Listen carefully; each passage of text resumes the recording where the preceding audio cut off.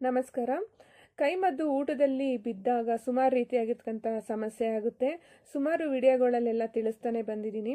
ಇವತ್ತೂ ಕೂಡ ಒಬ್ಬರು ಪ್ರಶ್ನೆಯನ್ನು ಕೇಳಿದರು, ಹಾಗಾಗಿ ಮತ್ತೆ ನಾನು ಈ ವಿಡಿಯೋನ ಮಾಡ್ತಾ ಇದ್ದೀನಿ. ನೋಡಿ, ಊಟದಲ್ಲಿ ಕೈಮದ್ದು ಬಿದ್ದಾಗ ಹೊಟ್ಟೆನಲ್ಲಿ ತುಂಬ ಸಮಸ್ಯೆ ಬರುತ್ತೆ. ಸಾಕಾಗೋಗುತ್ತೆ, ಯಾಕಪ್ಪ ಈ ಹೊಟ್ಟೆ ನೋವು ಬರ್ತಾ ಇದೆ, ಎಷ್ಟು ನಾನು ಟ್ರೀಟ್ಮೆಂಟ್ ತಗೊಂಡ್ರು ಹೋಗ್ತಾ ಇಲ್ಲ, ಒಂದೊಂದು ಕಡೆ ಒಂದೊಂದು ರೀತಿಯಾಗಿ ಚುಚ್ಚುತ್ತೆ, ಇಲ್ಲ ಬಿಸಿ ಬಿಸಿ ಆದಂಗೆ ಆಗುತ್ತೆ, ಊಟ ಮಾಡೋಕ್ಕೆ ಹೋದರೆ ಊಟನೇ ಸೇರಲ್ಲ, ವಾಮಿಟ್ ಬರೋಂಗೆ ಆಗುತ್ತೆ, ವಾಮಿಟ್ಟು ಬರಲ್ಲ, ಬಂದ್ರೂ ಕೂಡ ಅದು ಕ್ಲಿಯರ್ ಆಗಲ್ಲ, ಏನೋ ಒಂಥರ ಸಿಕ್ಕಾಕೊಂಡಾಗಿದೆ ಅಂತ ಹಿಂಸೆ.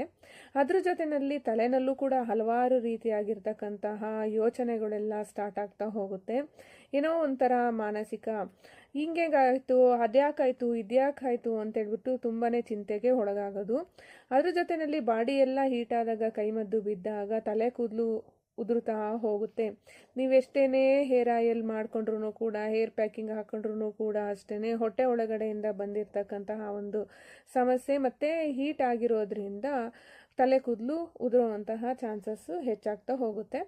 ಮತ್ತು ಯಾವಾಗಲೂ ಒಂಟಿಯಾಗಿರಬೇಕು, ಅಯ್ಯೋ ಯಾರ ಸವಾಸನೂ ಬೇಡ, ಏನೂ ಬೇಡ ಅಂತೇಳಿ ನೋಡಿದ್ರೆ ಎಲ್ಲ ರೀತಿಯಾಗಿರ್ತಕ್ಕಂಥ ಅನುಕೂಲ ಇದ್ರೂ ಕೂಡ ಒಂಟಿಯಾಗಿರಬೇಕು, ಕತ್ಲೆ ಮನೆಯಲ್ಲಿ ಕುತ್ಕೋಬೇಕು ಅಂತ ಅನ್ನೋದು, ಸುಮ್ಮನೆ ಏನೋ ಒಂಥರ ಮಾನಸಿಕವಾಗಿ ಏನೇನೋ ಚಿಂತೆ ಎಲ್ಲ ಮಾಡೋ ಅಂಥದ್ದು, ಈ ಥರದ ಒಂದು ಅನುಭವ ಆಗ್ತಾ ಇರುತ್ತೆ.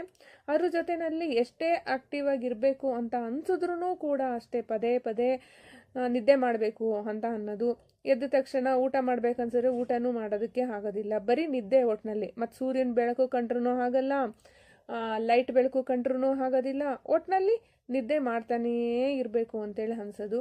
ಈ ಥರದನ್ನು ಕೂಡ ಅಷ್ಟೇ ಕ್ಲೈಂಟ್ಗಳಲ್ಲಿ ತುಂಬಾ ಅನುಭವ ಆಗಿದೆ. ಸುಮಾರು ಜನ ಹೇಳ್ತಾನೇ ಇರ್ತಾರೆ, ಈ ಥರ ಆಗುತ್ತೆ, ಏನು ಕೆಲಸದಲ್ಲೂ ಕೂಡ ಗಮನನೇ ಇರೋದಿಲ್ಲ ನನಗೆ, ಯಾವಾಗಲೂ ನಿದ್ದೆ ಮಾಡಬೇಕು ಅಂತಲೇ ಅನ್ನಿಸ್ತಾ ಇರುತ್ತೆ, ಮತ್ತು ಮೈಯೆಲ್ಲ ಭಾರ ಆಗ್ತಾನೇ ಇರುತ್ತೆ ಮೇಡಮ್ ಅಂತೇಳಿ ಹೇಳ್ತಾ ಇರ್ತಾರೆ. ಅದ್ರ ಜೊತೆಯಲ್ಲಿ ಒಂಥರ ಉಮ್ಮಾದ, ಅಂದರೆ ಅವರೊಳಗಡೆನೆ ಒಬ್ಬರು ಯಾರೋ ಇದ್ದಾರೆ, ನಮ್ಮನ್ನ ಕಂಟ್ರೋಲ್ ಮಾಡ್ತಾ ಇದ್ದಾರೆ, ಏನೋ ಆಗ್ತಾ ಇದೆ ಅಂತ ಅನ್ನೋಂಗೆ ಆ ಥರದ ಒಂದು ಮನಸ್ಥಿತಿನೂ ಕೂಡ ಅವರಲ್ಲಿ ಸೃಷ್ಟಿಯಾಗ್ತಾ ಹೋಗುತ್ತೆ. ಹೀಗೆ ಸುಮಾರು ರೀತಿಯಾಗಿರ್ತಕ್ಕಂತಹ ವ್ಯತ್ಯಾಸಗಳು ಆಗ್ತಾ ಹೋಗುತ್ತೆ. ಇದ್ರ ಜೊತೆಯಲ್ಲಿ ಇದು ಮದ್ದಿಡಿನೂ ಒಂದು ಭಾಗ ನೋಡೋದಾದರೆ, ಇನ್ನೊಂದು ಆಹಾರ ಪದ್ಧತಿ ಕ್ರಮದಲ್ಲೂ ಏನಾದ್ರು ವ್ಯತ್ಯಾಸ ಆಗಿದ್ರೂ ಅದನ್ನು ಕೂಡ ಚೆಕ್ ಮಾಡ್ಕೋಬೇಕಾಗುತ್ತೆ.